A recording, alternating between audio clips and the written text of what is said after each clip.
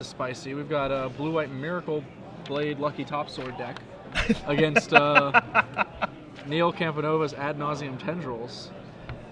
Neil going to try to do his best Adam Prozac impersonation here as he is speaking with the judge about something, but taking a look here at his deck, the card I'm looking for here to see if he has his Burning Wish, see if he's using his sideboard to his advantage. Doesn't look like and it. It doesn't look like he has Burning Wish at all, so he's just going to be using Ad Nauseam, one copy in his main deck. He's got some discard in Cabal Therapy and Duress. The Past in Flames he's also going to use for his kill. One Tendrils, one Groom Tutor, four Infernal Tutors. So yeah, this looks like a la Relax here, the old days, you know. Yeah. No Burning Wish for that utility or anything. We're starting on Underground Sea Preordain on Neil's side. Glare a little bit worse on our current table than our Sorin, but make do, make do. We can see through the glare. Tornad's Crypt here. Well, that'll shut down a couple of things, namely the Past in Flames. Yeah, you know, Tornad's Crypt, that's the big one, of course. Cabal Ritual, the threshold on that, it can shut that down. You have to choose wisely about when to use this card. You're going to see a Taxian Probe. We have a hand.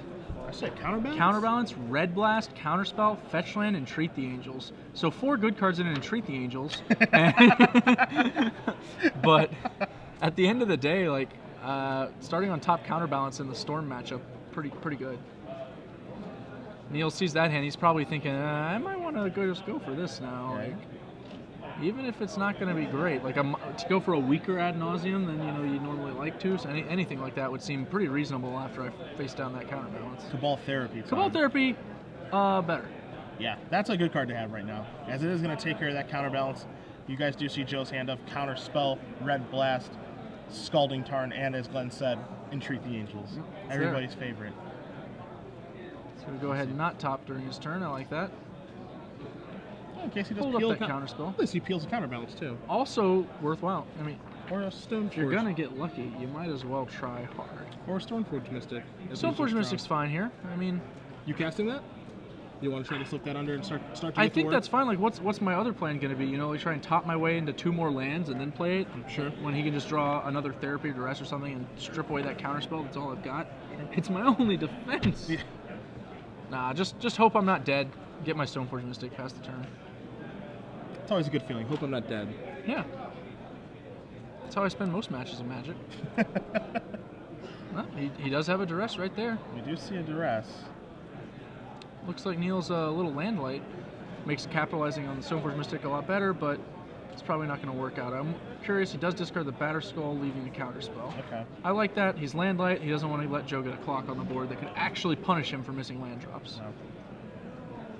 Keep in mind, on an infinite timeline, Neil's deck looks a lot better than Joe's. So, as we do have Stoneforge come across here for 1. You're going to have a top activation here. I think Joe does not have a 3rd land, so he's activating that top right away. He's going to draw himself a card. Draws a Volcanic Island. That's going to come into play. Yep. He's going to pass the turn back. So he has Counterspell up. He also has Red Blast up. Yeah, I like this play fine. We'll just recast the top, attack for 1, and pass next turn as well. Like, no real need to get crazy. Neil having those mana issues, looking at his deck list really quickly. 8, 19, 12, 13, 14 lands in his deck. Ones that actually tap for mana: 2 Swamp, 2 Island, 1 Volcanic, 2 Underground. So of course he does have 1 Chromox in his deck, 4 Lotus Petals, 4 Lion's Eye Diamonds, but actual lands would be good right now for him. Yep. You're going to see a Preordain get cast here. He's got some lovely altered Lion's Eye Diamonds in his hand over there. That gets Red Blasted immediately. Yeah, smart Red Blast there for Joe. I mean, if you're not going to Red Blast your Mana Screwed opponent's Preordains, what are you going to Red Blast? What are you Red Blasting? Yeah, that's the best question, right? So we draw a Spell Pierce. Coming in for 1. Okay. I'm on Squire's team now, you know, I'm feeling it. Oh, you like Squire now. You're normally a hater of Squire. I'm ready to go. Taxian Probe. Probe. Neil's going to see his fortunes have not improved much. Okay. No, I wouldn't pierce this. Or, like, it's only a card. Is that 2 Spell Pierces? I think so. I think he might have picked up another one when we weren't looking. That sly devil. Yeah, I see 2 Pierces, a Counterspell, and an Entreat the Angels. And even though Stoneforge Mystic is the slowest clock in the history of Magic, it might be able to get it done if we keep drawing this much permission. Any clock in a storm. Yeah. Man, that's good. All right, well, if we top into a 4th land on Neil's end step, we're going to be looking real good. Yeah, world of trouble here. Thoughtseize. Yeah. We'll spell pierce this one. Now, would you prefer to spell pierce that or counter spell that? I think I want to spell pierce it. Well, you got to think through. Neil casting it is kind of interesting too. Like if he's casting it, and I assume he's going to take the counterspell, right? Because otherwise, if I thought he was going to take a spell pierce, I should just not do anything. Yeah. So you take away the option by spell piercing. Those cards there was a detention sphere on the very bottom. On the top, I can't quite make out the card, and Force of Will is actually on the top of Joe's deck right now. Detention sphere, a amusing answer to the Empty the Warren skill. Yep. Which there is one of those in Neil's sideboard. Always got to be prepared. Polluted Delta in the house. All right, Neil's second land.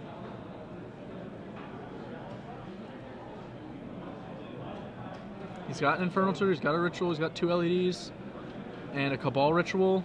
I didn't get to see the rest of his hand, but obviously if his opponent wasn't just, rolling up nothing but gooders, yeah, he'd probably have something spicy going on. And you're another gooder here this turn, which is a Flooded Strand, which is a secret gooder, because all we need right now is lands. Of course, he'd like a little bit better of a clock, but as you're going to see Neil move down to either 10 or 9 here, he does want a little bit better of a clock, but still, again, doing just fine. You're going to see Brainstorm now. I know there's a Force of Will in those top cards from the top. I'm curious what else we've got. There's the Force. There's the Force. There's a Detention Sphere. And then the third card is going to be a Rest in Peace. Okay.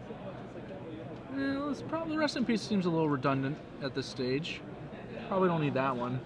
I think what Joe's trying to set up here is, what he can do is he wants to put that Entreat the Angels back so that maybe on the end step of Neil's turn, he can draw a card with top, make an angel, make a 2/3, and then just get it over with, and get the game over with. Yeah. I like that line a lot. Yeah, I would throw back the Rest in Peace here, put the Entreat on top, and make exactly that play. It's a 2-turn clock with Spell Pierce, Counterspell, Force of Will in hand. It doesn't get too much better than that. In fact, I think it gets 1 turn better than that. So we are going to see a quick top activation here. He's going to untap. He's going to draw. That's not what we did. So I think what he's going to do it this turn. Yeah, I don't like that though. Like 1 angel is the same as 2 in this situation. Yeah, that's actually true. You can draw the card with top, shuffling away your top, of course, and fetch Flooded Strand with a Miracle Trigger on the stack to get the mana. So. But the difference is this: if he makes the angel, then if he makes the angel, it makes your play, and then he attacks. He knows that he's facing down lethal. So he's more likely to try? So maybe he's more likely to try and go off. Now we know that's going to be difficult for him to go off, but he's actually going to try. Whereas now he just played a land, said go, and Joe's just going to okay, kill you. I mean, I feel like if I'm in Neil's boat, I assume that that's the line he's set up. Though I've seen that Entreat the Angels. I'm not, I saw Entreat the Angels and then I saw a Brainstorm. There's no David Copperfield going on here. Well, maybe he ignored the Entreat the Angels. We made fun of it. Maybe he looked at the other cards and at the forefront of his mind he goes, oh God, Spell Pierce, Counterspell, Force of Will, jeez. Maybe those are the cards that he thought about, and you see an attack here. We're getting in. What's Neil got? This is an Abrupt Decay. Okay. Well, we thought we had him, but we didn't. Nope. You see now, doesn't even matter. Now we're on the 2-turn. This just seems unnecessary. The Rest in Peace? Yeah. With Crypt already out there? I guess. Whatevs. I think we're sitting on Spell Pierce. Spell Pierce, Counterspell, Force. Yep. It's fine. I mean, I guess we didn't need that mana, but... Duress. That one resolves, right? Yeah, I think this... You probably just pierce it, right? I mean... It either resolves or you Spell pierce it. Yeah, I agree with that. Because piercing it is effectively countering it. Neil, displeased to see that one. He definitely grimaced after seeing that reveal. Yeah, it's too hard to push through all of that. It really is. You just see Sensei's Divine Top setting everything up, and Joe wins that game. I can't tell. Yeah, I think that's match. You can see his sideboarding right now. It looked like they were kind of shuffling up for Game 3, but Joe Bass does win 2-1 over Neil Camponovo and his Ad Nauseam Tendrils deck. Probably a pretty good matchup for Joe, honestly. Yeah, I imagine he's not displeased with it. Unfortunately for Joe, as the lowest ranked 16-pointer, he is not in top 8 contention. You sure? I'm pretty sure. Unless some really wonky stuff happens this round. He'll be looking at like 10, maybe 9. He's looking for a repeat, man. Hey, man, I'm on his side. I like Joe. Good kid. Knows how to cast a Stoneforge Mystic. But yeah, it doesn't look great. He'd have to leap from 15th place Oh, he's in. Okay. to get to 8th. Yeah, All right. It's tough. It's tough. That one's gonna be tough. How was his front If breaker? everybody plays, he still needs people in front of him to take like huge tiebreaker dives in his bracket. So. Okay. Well, Joe, your current and reigning, SCG Open Dallas Legacy champion. He may not be able to repeat, but still a pretty good weekend. You're going to see him in around in between 9th to 11th place this weekend. So still put up a really nice finish when we have around 220, 230 players here this weekend. Sure. And who knows? Maybe someone made some really bad drawing decisions this round. Yeah, it's reasonable. It could certainly happen.